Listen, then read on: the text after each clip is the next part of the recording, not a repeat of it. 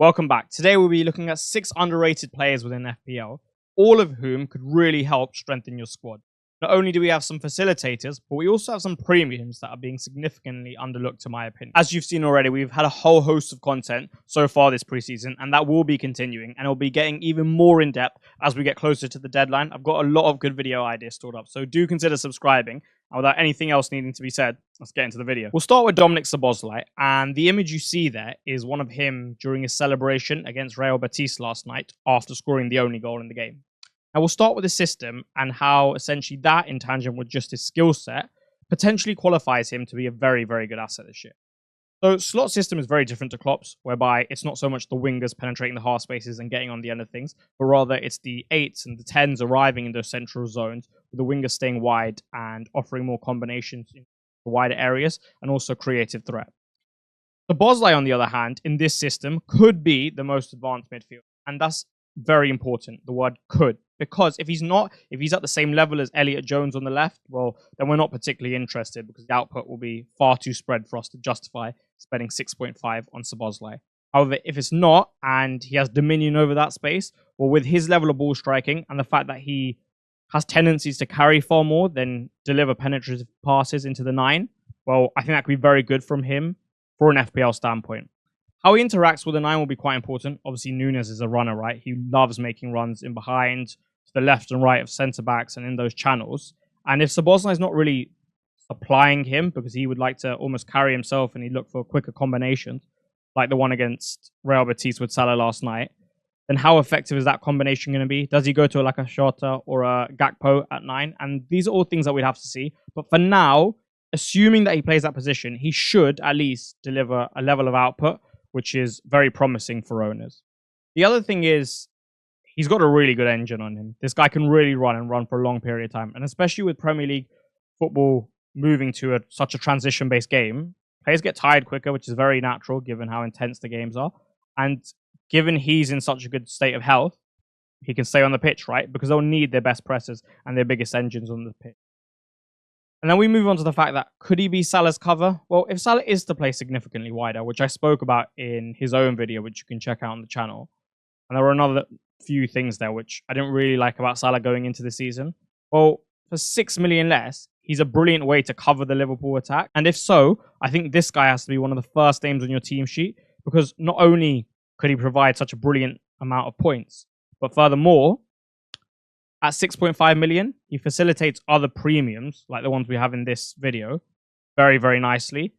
And at a price point where there's so much competition, if you can get it right early, you gain value in the player, you don't have to use a transfer, and you're already points up, well, that's great. So I'd definitely keep an eye on Szoboszlai. Now, the second player we have here is arguably my most favorite one out of all of these. And not only just these guys, but he's probably the one player that I haven't had in a draft yet that I just wish I could have. I'm finding it very difficult to fit him in with my current squad structure and how I'm looking to approach this year. But nonetheless, a brilliant, brilliant asset in my opinion, and one who's going to do very well for owners. We'll start with something that's become a bigger variable in the last few years, especially last year with the surge in the success of the analytics crew, right? And good on them, right? They found a new way to play the game and they've done remarkably well. And we should learn from them. And one of the things is expected minutes. That's something they've really honed in on. And it's been very beneficial for them. Havertz at 9 will have brilliant expected minutes, because even if he is to wish for Jesus or Nketiah to operate those 9 zones, well, then he could very well move him to left 8 again, or have him as a second striker, because he is such a physical presence, which Arteta finds really important, especially not only in the opposition's box from corners, but also their own box to defend set pieces. He's got a very good work rate. Don't let the fact that he has a lethargic style of running fool you. He works hard. He's a good presser. He's very intelligent. And in terms of all the off-the-ball qualities, he fits a lot of them for the Arteta mold. So I think expected minutes-wise, especially if he's playing a 9, he's going to be great, okay? Then, within that 9 zone, he dominates that zone because he is 6'4", he's tall, and he's quick, and he's strong. And these are the type of things, especially within the modern game, where it's becoming a lot more physical within the Premier League, and there's less, let's say, tiki-taka and cute, intricate passes, but you need to be devastating on transition and have real athletes in your team, especially when Arsenal are going long term. This is hugely important. So again, it helps with expected minutes, but also the fact that he can occupy these zones and be so competent against centre-backs and deal with them physically means that he can get shots away, and it's definitely good for his goal and assist threat. His output at 9 not only benefits him, but it also weakens the appeal of Saka, I think. I think Saka therefore turns into a slightly more creative force with those left in-swinging crosses for Havertz. And the fact that Saka starts so wide anyway, compared to Havertz already being in those central zones, and given he's 2 million more, I wonder if it's going to become slightly difficult to justify having Saka over Havertz. Thus, with that in mind, and Havertz's performance towards the end of last season, where we definitely saw a surge in finishing, I wonder if he could be Arsenal's real focal point this year and the one to generate a lot of output, whereas Saka, again, becomes more of a creative supporting force. Sure, I'm sure he'll score goals, but I wonder if Havertz is going to be the real central figure in that, and essentially, a little bit like the Spurs system, they're going to try to set it up a bit more for the 9 than maybe other teams do. And then the fixtures, right? What I mean by stylistic suitability is that, let's take Odegaard, who's someone I discussed. I don't think the fixture against Villa or Spurs particularly suits him, like long distance transitions. Whereas Havertz is an athlete, a better athlete than Odegaard. At least he's stronger and quicker, and he can get across the pitch at a much faster rate. Thus, I think he'll be more comfortable in these more physical type of games, and his output shouldn't suffer as a result. If anything, he'll thrive given the specimen that he is. So I'm really bullish on Kai Havertz. I expect Arsenal to do very well again. They've recruited well so far, and yeah, as things seem, at 8 million, I think he could be a steal. Now, this is probably the one that I'm most on the fence about within this video. I certainly see the positives, but there are some negatives attached to him as well. So just keep that in mind and take everything with a pinch of salt. There are things I like, however, like I mentioned. One, the fact that he's 2.5 million cheaper than Watkins. And given Diaby's left, you assume that not only does he take the attacking responsibility of Diaby to an extent, but also his expected minutes, they must improve, right? Because Villa have only really him to play off the right. And also, now that they're going to be challenging for top 4 again, and the league will be harder this year, you need your more superstar quality to stay on the pitch just for them to be able to compete. Thus, I think with the improvement in expected minutes, he becomes a significantly better option and an option just in general compared to last year. The issue with him, similar to Watkins, is those first 2 fixtures. West Ham away, you just don't really know what you're going to get. Like, at times they looked decent last year, but at times they were so poor defensively. The space, especially between like the 6 and the 8, was just too much, and people playing out of position, for example, like Paqueta playing too wide, and things like that really not helping their case. Obviously, they've got a new manager, and we don't really know how they're going to perform from a structural point, and also a performance level, right? So those are the 2 things to keep in mind. And the other thing is that after that, you have Arsenal. So does it make sense to go for someone like a Szoboszlai at the same price for the better fixtures in the first 2? Well, yes, maybe. But Villa are a very good side. He is a very good player, and his expected minutes have improved. And with that in mind, I think it's very subjective. How do you see Villa performing? But if you see Villa beating West Ham and scoring a couple goals, then it's only really one fixture against Arsenal. And plus, they're at home, so they can score.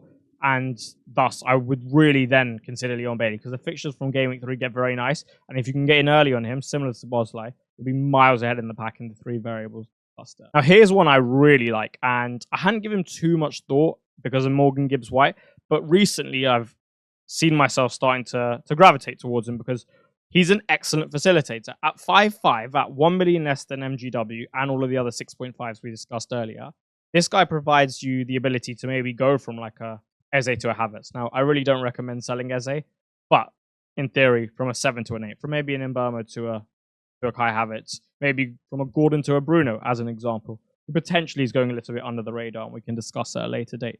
But firstly, both Bournemouth press very intensely and quite high, and thus on transition, they're certainly susceptible to runners being exploited by them. Anthony Elanga is that, and he's very good at that. Not only can he carry, but he's quite technically sound in those small spaces when he needs to be, even to manipulate to get a shot off. So I'm quite happy to have him for his goal threat. MGW is brilliant in so many facets, one being carrying. But the fact he has to carry such long distances, for anyone who's even played a bit of football will know that by the time you've carried such a long distance, it's harder then to get your shot off because you're more tired, the body's more fatigued, you'll be at a slightly weirder off angle. Whereas Elanga, being slightly higher up the pitch, I imagine, especially given he's coming from a wide area, so the carriers are a slightly different style, right? Usually when you're able to carry in those spaces, there's not as many men to compete with. Well, it's just easier for him to finish. And thus, I think at $1 million cheaper, is it worth it? I know he doesn't have penalties, nor the same expected minutes. Improved expected minutes, not the same expected minutes as MGW. But there's definitely an opening here. And Southampton, from what I've read, and I haven't read too much, but again, they're a little bit open. and someone like Gordon and Elanga for, you know, having them as a combination in your team for game week 1 and 2 to certainly profit off of that. So yeah, he's definitely someone I'll consider because he had a very good season last year, I thought. And I think he's going to get a lot more starts this year and just secure minutes on the pitch, given the fact that he's more established. Even though Forest have strengthened, their front four of Woods, MGW, Cho, and Elanga looks pretty good. Now, this is one you may be surprised to see. And initially, when I was creating this video, I was going for players who are in the lower price bracket. But then I saw his ownership in the low 30s, and I was like, I still don't agree with that. And I think it should be higher.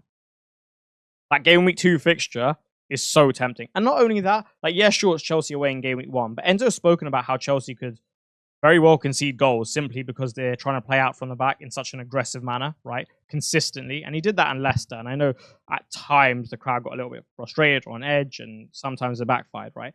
And then you're doing that against Manchester City, one of the sides who are the best in the world in terms of their intelligence on the pitch, their structure, their positioning, and therefore one of the best to exploit a build-up structure, which maybe isn't fine-tuned, that takes so many risks. For example, the Foden goal away at Brighton towards the end of last season, that's what I think of. I think of players who are very intelligent, who can press well and profit from these type of mistakes. Now, the build-up's not of the same style, but the philosophies aren't too different, and thus, given where Haaland will be stationed, I think he could certainly profit. And that is just one of many variables. The fixtures after that, I think, are pretty good as well. Like, there's no real reason that City should start poorly. Everything seems to be going pretty well for them, especially if they recruit maybe one more central player that will give Foden and De Bruyne a bit more of a, you know, nudge to perform to an even higher level. Thus, I'm very confident they start strong. He has a ceiling and especially a floor that no one else has. He can have the worst game in the world, but with penalties and the fact that he's such a box presence, a million other things, such as his ball striking, well, there's always a goal in the game for him. And I thought he didn't have a great season last year. I thought that Pep system didn't really help him out in terms of the amount he was avoided. I thought Foden, especially in those 10s, could have been a bit more of a passer where he was a bit more of a carrier and a shooter. But with De Bruyne re-entering the frame, especially in those first 4 where the schedule's a bit slower and he's well rested, and Foden's obviously had a much longer stay at the Euros, I think De Bruyne could definitely get some good minutes in those games, and that's very, very helpful for Haaland. Now he has a real pure and arguably the best passer in the world behind him. That's that.